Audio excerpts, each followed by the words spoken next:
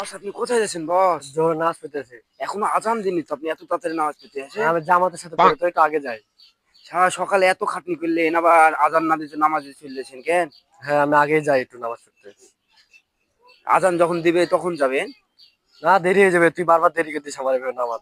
চলেন, আমি এবার জামাতে শুরু হওয়ার আগে আপনাকে ডাকিয়ে দেবো, একটু ঘুমিলেন। না না, আমি তোর কথা চিন্তা করবো না। এমনি আর আগে তুই বেলাবার আমার ইয়া করেছিস, খাই দেরি হয়ে যায়, জামাত সাথে পড়তে পারি না আমি নামাজ। চলেন না, একটু ঘুমাই নেবেন। না হবে না, আমি আগে যাবো।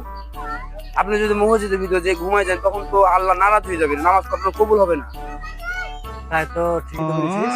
চলেন একটু ঘুমাইলেন, ঘুমাই আমি ডাকিয়ে দেবো হ্যাঁ, জামাত। ডাকিয়ে দিতে হবে কিন্তু একবারে সঠিক হ্যাঁ টাইমে। ডাকিয়ে দেবো, আপনি চলেন।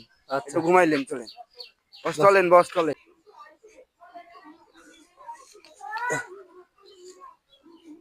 নামাজটা পড়ে আসি। হ্যাঁ, 5টা বাজে গেছে। জোহরের নামাজও গেল, আসরের নামাজটাও গেল, একটাও পড়তে পারলাম না। শয়তানের পাল্লা বিধে আমার সব শেষ হয়ে গেল।